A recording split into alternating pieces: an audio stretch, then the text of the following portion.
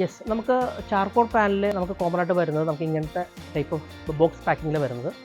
അപ്പം നമുക്കിത് ട്രാൻസ്പോർട്ടേഷൻ്റെ ഇടയിലൊന്നും നമുക്ക് ഡാമേജ് ആവില്ല. അപ്പോൾ അത് നമുക്ക് വളരെയധികം സേഫ് ആയിട്ടുള്ള രീതിയിലാണ് നമ്മളിത് പാക്ക് ചെയ്ത് വരുന്നത്.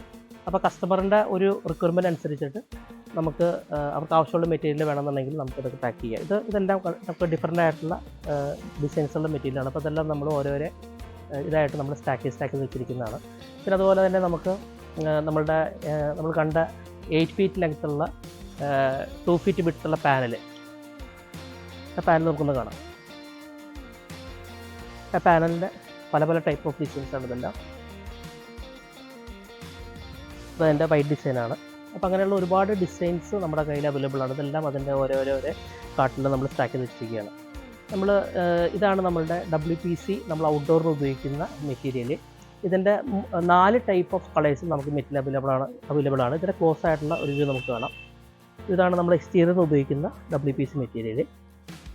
ഇതെല്ലാം തന്നെ നിങ്ങളുടെ ആ ഒരു റിക്വയർമെൻറ്റ് അനുസരിച്ചിട്ട്, നിങ്ങളുടെ ഓർഡർ അനുസരിച്ചിട്ട് നമുക്കെല്ലാം ഇത് വളരെ റീസണബിൾ റേറ്റിൽ നമുക്ക് കേരളത്തിലെ സ്ഥലത്തേക്ക് നമുക്ക് സപ്ലൈ ചെയ്യാൻ പറ്റുന്നതാണ്. Thank you.